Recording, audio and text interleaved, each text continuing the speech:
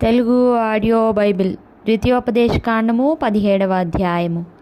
నీవు కలంకమైనను మరి ఏ అవలక్షణమైనను గల ఎద్దునే గాని గొర్రె మేకలనే గాని నీ దేవుడైన యెహోవాకు బలిగా అర్పింపకూడదు. అది నీ దేవుడైన యెహోవాకు హేయము. నీ దేవుడైన యెహోవా నిబంధనను మీరి ఆయన దృష్టికి చెడ్డదానిని చేయుచు నేనిచ్చిన ఆజ్ఞకు విరోధముగా అన్యదేవతలకు అనగా సూర్యునికైనను చంద్రునికైనను ఆకాశ నక్షత్రములలోని దేనికైనను నమస్కరించి మ్రొక్కు పురుషుడే గాని స్త్రీయే గాని నీ దేవుడైన యెహోవా నీకిచ్చుచున్న నీ గ్రామములలో దేని యందైనను నీ మధ్య కనబడినప్పుడు అది నీకు తెలుపబడిన తరువాత నీవు విని బాగుగా విచారణ చేయవలెను.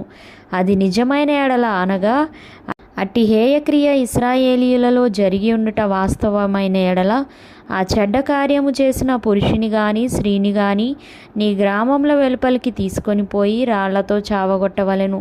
2-3 సాక్షుల మాట మీదనే చావతగిన వానికి మరణశిక్ష విధింపవలెను. ఒక్క సాక్షి మాట మీద వానికి విధింపకూడదు. వాని చంపుటకు మొదట సాక్షులను తరువాత జనులందరూ వాని మీద చేతులు వేయవలెను. అట్లు నీ మధ్య నుండి ఆ చెడుతనమును పరిహరింపవలెను. హత్యకు వ్యాజ్యమునకు దెబ్బకు నీ గ్రామములలో వివాదములు పుట్టగా వీటి భేదము కనుగొనుటకు నీకు సాధ్యము కాని ఎడల నీవు లేచి నీ దేవుడైన యెహోవా ఏర్పరచుకొను స్థలమునకు వెళ్ళి యాజకులైన లేవీయులను ఆ దినములలో నుండి న్యాయాధిపతిని విచారింపవలెను. వారు దానికి తగిన తీర్పు నీకు తెలియజెప్పుదురు. యెహోవా ఏర్పరచుకొను స్థలమున వారు నీకు తెలుపు తీర్పు చొప్పున నీవు జరిగించి వారు నీకు తేటపరచు అన్నిటి చొప్పున తీర్పు తీర్చుటకు జాగ్రత్త పడవలెను. వారు నీకు తేటపరచు భావము చొప్పునను వారు నీతో చెప్పు తీర్పు చొప్పునను నీవు తీర్చవలెను. వారు నీకు తెలుపు మాట నుండి కుడికి గాని ఎడమకు గాని నీవు తిరగకూడదు.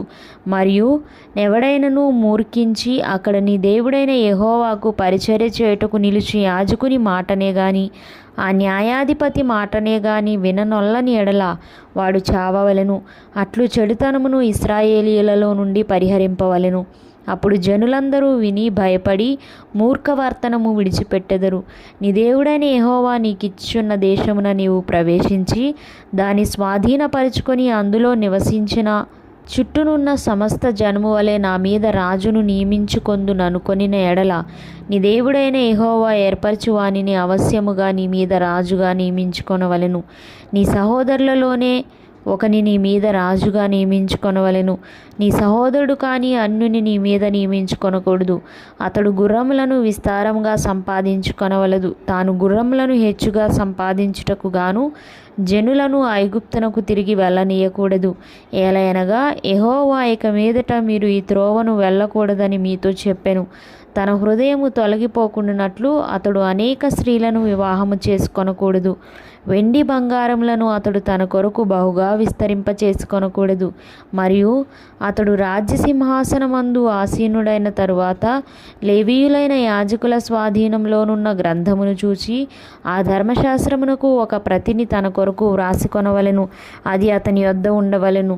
తన రాజ్యమందు తానును తన కుమారులను ఇశ్రాయేలు మధ్యను దీర్ఘాయుష్మంతులగుటకై తాను తన సహోదరుల మీద గర్వించి ఈ ధర్మమును విడిచిపెట్టి కుడికి గాని ఎడమకు గాని తాను తొలగకయుండునట్లు తన దేవుడైన యెహోవాకు భయపడి ఈ ధర్మశాస్త్ర వాక్యములన్నిటినీ ఈ కట్టడలను అనుసరించి నడువ నేర్చుకొనుటకు అతడు తాను బ్రతుకు దినములన్నిటను ఆ గ్రంథమును చదువుచుండవలెను.